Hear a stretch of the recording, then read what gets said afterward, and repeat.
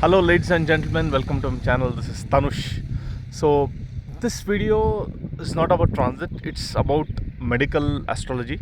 So the specific topic is irritable bowel syndrome, right? So it's not for everyone, it's for people who are suffering with IBS.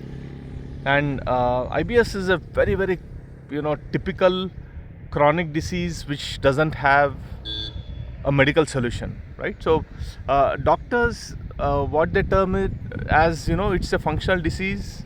There is basically no reason. So it happens when your brain and gut, they don't sync properly, so the signals which brain sends are they don't go properly to the gut. There is some lag, or due to which the the movements, the peristaltic movements or the movements of the colon, they become quite unnatural. So either they are very fast or they become very slow, right? So based on that, a person will either face kind of diarrhea, or dysentery kind of situation, or constipation and bloating, etc., right? So, and medically there is absolutely no solution for that, right?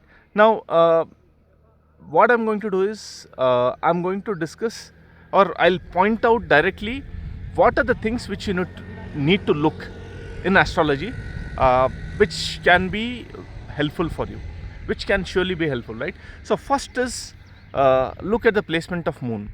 And one thing before I start, this condition may not be a permanent solution, I mean a permanent problem.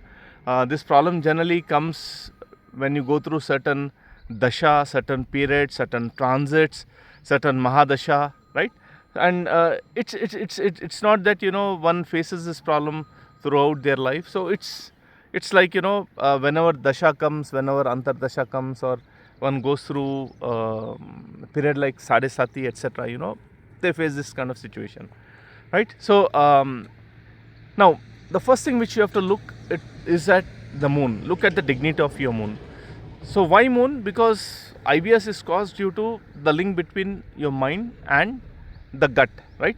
So moon represents your mind, and if your moon is badly placed originally in your chart, or it's afflicted by Rahu or Ketu, maybe in conjunction with Rahu or Ketu, or Rahu or Ketu aspecting moon. So different situations might be there, and maybe moon is sitting with Saturn, right? So look at the dignity of your moon. So if at all you are sure that it is IBS, it's been confirmed by medical doctors, and we have gone through all the tests like colonoscopy, endoscopy, and what all tests you have gone through, and everything is perfectly normal, right? And then doctors, they say that you have to live with it. It's a functional disorder, and change your lifestyle, right? So look at the dignity of your moon. Now moon plays a vital role, very important role, because the mind can inflict a lot of pain to your physical health, right? So that's quite obvious. So a person who is very strong at mind can come out of even dreadful diseases if their mind is very strong and very powerful, very positive, right? So first is look at the dignity of your moon. And if your moon is afflicted in any way, the first thing you would be doing is strengthen your moon. And there are multiple ways. One is, you can do yoga.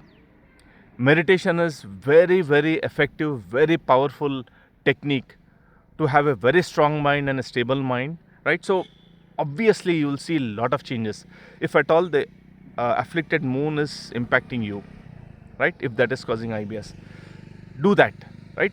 And there are different situations which might impact the moon. Suppose the moon is surrounded on either sides by malefic planets like Rahu on one side, Saturn on other side, right? So suppose moon is in your 4th house, and in the 3rd house you have Rahu, and in the 5th house you have Saturn. So what happens is, this is known as Pap Kartari Yoga. It's like, both sides, the malefic are kind of, they are stressing the moon.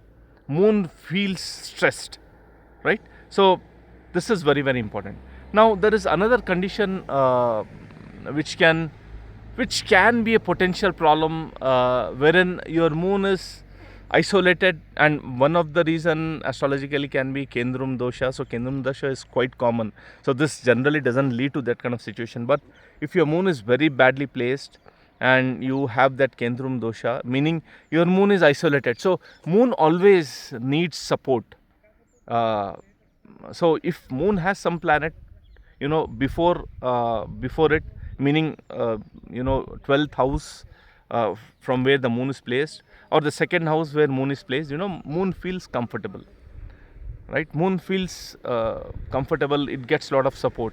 But if moon is isolated, meaning there is no planet, right, and moon is not in good dignity, and you are going through some sort of dasha wherein your moon is impacted, so there moon will feel isolated, helpless, and the person will always get a condition that there is no one in this world who's with me. They feel helpless, they feel lonely, and person is already going through stressful situation. It can potentially impact your mind, and cause IBS. So that is one situation. Now second thing is, directly look at your 6th house. So if you are going through the dasha of 6th house, because 6th house represents your colon, 6th house represents your colon, right? 5th house represents your stomach, liver and everything, and the intestines and colon are represented by 6th house. So look at the dignity of 6th house, right?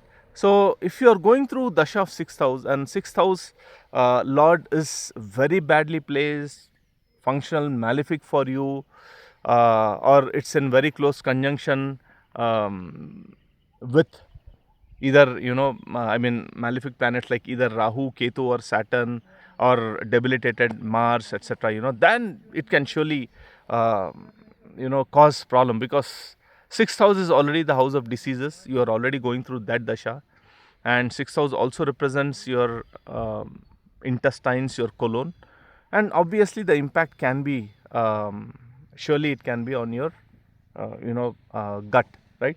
So gut health can surely be impacted, right? So that is one condition, right? Now your 6th house, if it is under Papkartari Yoga, like it is 6th house is surrounded on either sides with very malefic planets, that can also potentially cause irritable bowel syndrome, right? So look at the dignity of 6th house and do remedies of 6th house. That will help you a lot. That will surely help you a lot. So first is moon, second is 6th house. Now third is you are going, suppose your moon is in the 6th house and you are going through the dasha of Mahadasha of moon, and moon is not in good dignity, then throughout the Mahadasha of moon you might experience this kind of situation intermittently. So it's not continuous, but sometimes based on the Antardasha, sometimes it's like more, sometimes it looks like it is better, right? So you will see a lot of ups and downs during that period. Another condition can be Saturn is transiting and it's hovering over your moon. So typically that is a situation of Sadesati. That can also potentially cause irritable bowel syndrome, right? So these are some situations wherein you will feel stressed, or the your colon or your intestine will be impacted, right? Now if your 6th house lord is in the 8th house, right? So 6th house lord in the 8th house can potentially cause this problem. So for example, if you are Gemini ascendant, Venus becomes your 5th lord. So if your 5th lord is sitting in the 8th house, which is Capricorn, the sign of Capricorn, then based on what aspects your 6th house and Venus is receiving, and the placement of Saturn, the dispositor of the planet in the 8th house, it can actually make things worst, right? So simple thing is, look at the placement of your lord of the 6th house if it is sitting in the 8th house, because 8th house represents diseases which are difficult to identify. They are like very secretive diseases, very difficult to identify. So potentially that can give you the problem, right? So again, the remedies of 6th house and 8th house will help you. Now if you are going through the dasha of Rahu and Ketu. So why Rahu and Ketu? Because Rahu and Ketu are very mystical planet. So if you are impacted by Rahu, Rahu will kind of create a fog before the doctors. So if you have some problem, the doctors might take a lot of time to actually identify the problem, right? And Ketu can give you unconventional problems which are like completely out of scope of medical domain, which can be anything.